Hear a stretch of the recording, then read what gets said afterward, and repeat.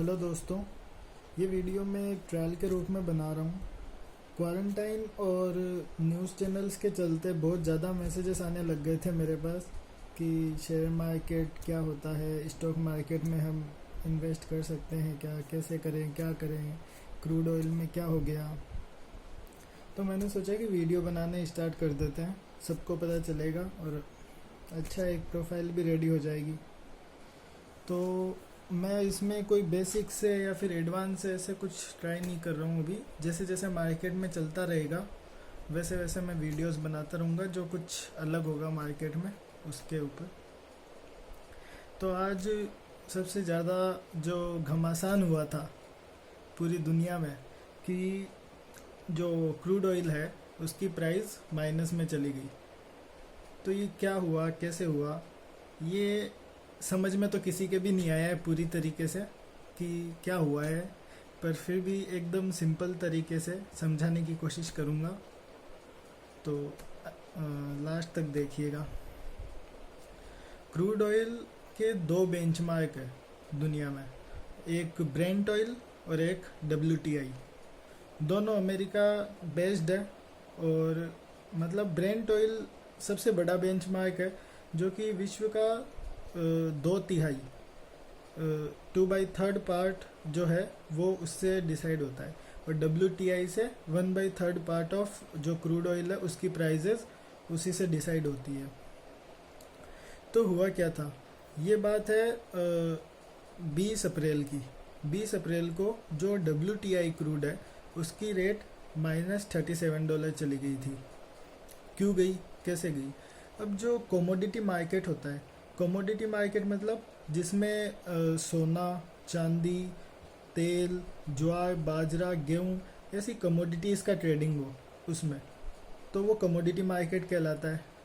और कमोडिटीज़ का trade normal नहीं होता, मतलब कि कमोडिटीज़ का ट्रेड ऐसे नहीं होता कि अपन खरीद लें और फिर जब चाहे मन तब बेच दे, 2 साल, 5 साल, 10 साल, नहीं, ऐसा नहीं होता। तब आपको उसकी डिलीवरी लेनी पड़ेगी।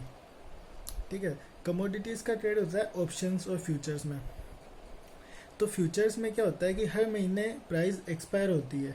जैसे कि मई का फ्यूचर है तो प्राइस एक्सपायर हो जाएगी, उसकी एक डेट आएगी फिक्स कि इस तारीख को इसकी प्राइस 0 हो जाएगी, और फिर जून का फ्यूचर स्टार्ट हो जाएगा। तो उससे पहले या तो आपको सेटलमेंट करना पड़ेगा या फिर वो डिलीवरी लेनी पड़ेगी। इन दोनों में से एक काम आपको करना पड़ेगा। तो ये जो WTI क्रूड है ये अपने टेक्सास के अंदर बेस्ड है। टेक्सास अमेरिका में एक जगह है, ठीक है। और इसके अंदर मेरे पास क्या क्या डाटाज है कि जो ये था मई का फ्यूचर था, जो माइनस गया था ये मई का फ्यूचर था। मई का फ्यूचर और WTI में क्या होता है कि एक महीने पहले की एक्सपायरी होती है। तो इसकी एक्सपायरी की डेट थी 20 अप्रैल। 20 अप्रैल को इसकी एक्सपायरी की डेट थी। ये समझ में आ गया अपन को। और 10 तारीख को 10 अप्रैल को एक स्टेटमेंट आया था अमेरिकन गवर्नमेंट की तरफ से, जो ये सारा रेगुलेट करती है कि हमारे पास सारे स्टोरेज फुल हो चुके हैं और 72% स्टोरेज फुल हो चुके हैं, और हमारे पास और स्टोरेज नहीं बचा कि हम ऑयल को कर सकें स्टोर। और ये -37 कैसे गई ये भी बताऊंगा मैं थोड़ी देर में। तो उससे पहले दिन 0 चली गई थी और फिर चली गई थी -37। अब माइनस कैसे चली गई, इम्पॉसिबल सा लगता है। पर क्या होता है कि जैसे अपन ने देखा होगा कि कोई भी सामान होता है तो अगर डिलीवरी नहीं मिलेगी, अगर लेने वाले नहीं मिलेंगे तो क्या करेंगे। जैसे आपने गेहूँ खरीद लिया, गेहूं का अपन ने देखा है इंडिया में कितना गेहूं खराब होता है मौसम की वजह से, डिलीवरी ना मिलने की वजह से, गोदाम भर जाने की वजह से। तो जैसे आपने गेहूं खरीद लिया, ठीक है, और आपके पास गेहूं पड़ा है बहुत सारा, 100 टन पड़ा है, पर आपके पास जगह फुल होगी, 80 टन ही है जगह, और जगह फुल होगी तो आप बाकी का 20 टन कहाँ रखोगे, वो ख़राब हो गया। तो आप क्या कहोगे कि भाई गेहूँ ख़राब नहीं हो, तुम ऐसे ही ले जाओ चाहे। अब वो ख़राब होंगे, वेस्ट होंगे, कोई मतलब रहेगा नहीं।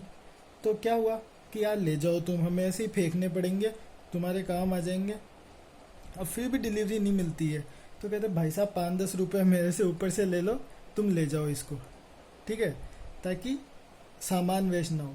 तो वही हुआ कि अब जो मई का फ्यूचर है, मतलब 20 अप्रैल को एक्सपायरी थी उसकी, तो 20 अप्रैल के पहले ना उसको बायर मिले और ना अब बायर भी दो तरह के होते हैं कि एक तो भाई जिनको चाहिए तेल वो खरीदने आएंगे कि हाँ हमें तेल दे दो, जैसे कि बड़े देश हो गए, बड़ी कंपनियां होगी। और एक होते हैं ट्रेडिंग करने वाले कि जब कम रेट हुई तब खरीद लिया, बड़ी रेट तो बेच के प्रॉफिट कर लिया बुक।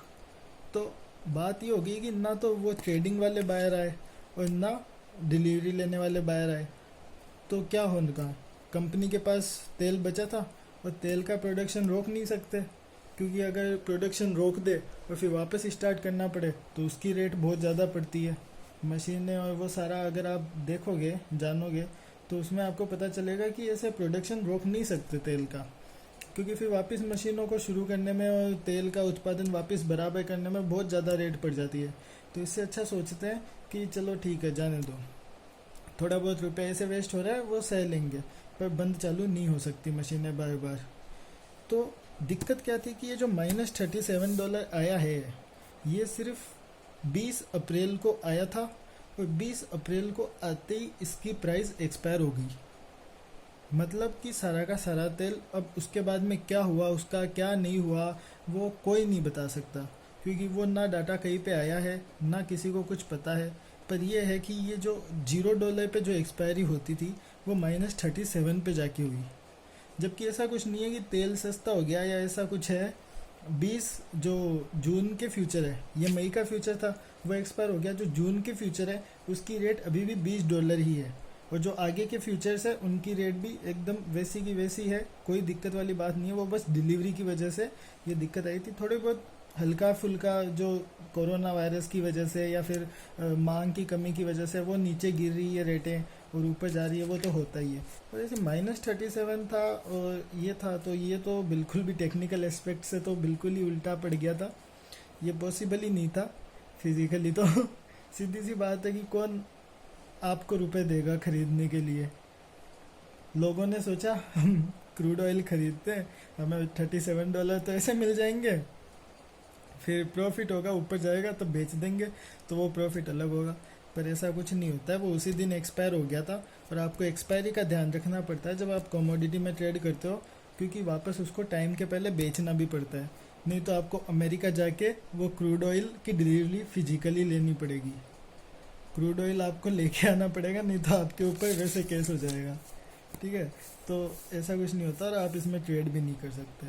अब इंडिया का कोई फ़ायदा हुआ क्या इसमें या फिर ऐसा कुछ, तो इंडिया का फ़ायदा नहीं हुआ, इंडिया नहीं खरीद सकता इसको, क्योंकि इंडिया है जो खाड़ी देशों से व्यापार करता है, जो तेल का व्यापार है वो अमेरिका से नहीं मंगवाता। WTI अमेरिका में काम करता है, जो खाड़ी देश है वो ब्रेंट ऑयल पे काम करता है, ब्रेंट क्रूड पे, और ब्रेंट की प्राइसेस नॉर्मली चल रही है, ऊपर नीचे होता रहता है। और भारत में भी रिलायंस इंडस्ट्रीज़ है, जैसे कि ऑयल की अच्छी कंपनी है, तो उसकी भी न्यूज़ आई थी कि जामनगर में जो उसके जो स्टोरेज कैपेसिटी थी वो फुल होगी। अब उसको भी फालतू का जो एक्स्ट्रा तेल था वो वापस बेचना पड़ा दूसरों को सस्ते रेट पे, तो इसका कोई यूज़ नहीं कर सकते। ये क्या इकोनॉमी ख़राब हो रही है, तो सबके लिए ख़राब हो रही है। अब आपको लगे कि हाँ हम 1-2 लीटर खरीद के बीच में ऐसा कर दें, तो ऐसा कुछ नहीं होगा। अगर इकोनॉमी ख़राब हो रही है तो ये सभी के बुरा इफ़ेक्ट पड़ेगा, कोई अच्छा इफ़ेक्ट नहीं ले सकता इससे। तो दुआ करो कि इकोनॉमी जल्दी सुधर जाए, कोरोना वायरस सही हो जाए, वापस सब फले फूले अच्छा हो। और भी कोई चीज़ आती रहेगी तो मैं बताता रहूँगा। वर्ल्ड में अभी बहुत ख़राब सिचुएशन चल रही है और ख़राब होने वाली है, ये लग ही रहा है। अब अपनी बात हो जाए तो अपन ने ये ट्रायल वीडियो बनाए हैं, देखते हैं क्या रिस्पॉन्स रहता है। अगर नहीं रहेगा सही तब भी बनाएंगे, नॉलेज तो देंगी, पर किसी और तरीके से कोशिश करेंगे कि अच्छे से समझाएं। ये बताइए समझ में आया या नहीं आया, और कोई कन्फ्यूज़न है तो पूछिए, कमेंट करिए, मैसेज करिए, सब बताएंगे।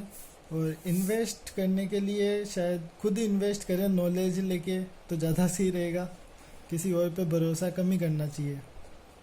थैंक यू दोस्तों, जय हिंद।